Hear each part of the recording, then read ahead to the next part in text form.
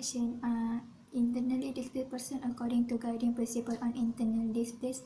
Internally displaced person or person or group of person who have been forced or obligated to flee or to leave their home or place of habitual residence, in particular as a result of or in order to avoid the effect of armed conflict.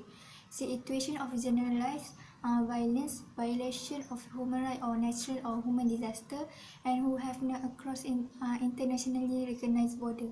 Like all human beings, IDP enjoy the right that are articulated by international human rights instrument and customary law.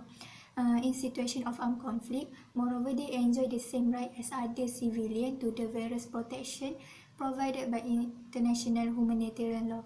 The guiding principle on internal displays was created in 1998, listed and compiled existing international human rights and humanitarian law Germany, the internally displaced, and also attempt to clarify grey areas and gaps in the various instruments with regard to situation or particular interest to internally displaced.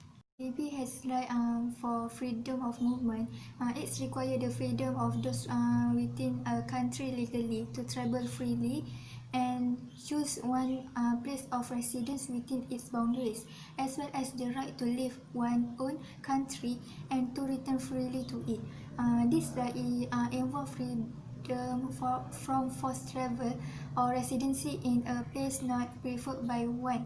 For the challenge, sometimes persons who want to flee or to save but the country remain trapped and not allowed to escape a danger zone. Sometimes they manage to flee but are then forced to go back their place of origin where danger still occur.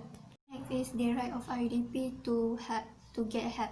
The right to help encompasses not only access to time and appropriate healthcare but also to underlying determinant of health, such as access to an adequate supply of safe and nutritious food, safe and potable water, and adequate sanitation and housing, as well as the human right.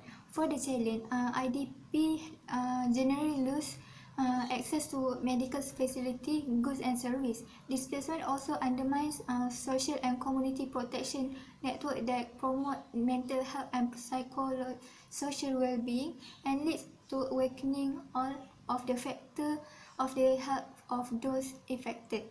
The right to family life also the IDP right. Guiding Principle 16 and 17 protect the right of IDP to not interfere with the protect family life.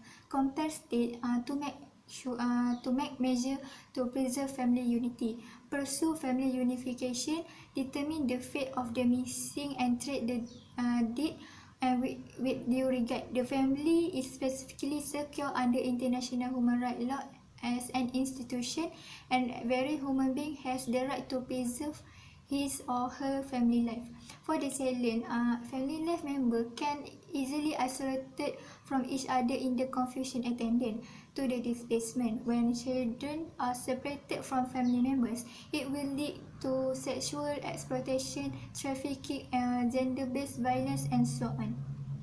Lastly, the right to education. Principle 23 of Guiding Principle is intended to safeguard IDP rights to education during their displacement, in line with the obligation to provide equal access to public service.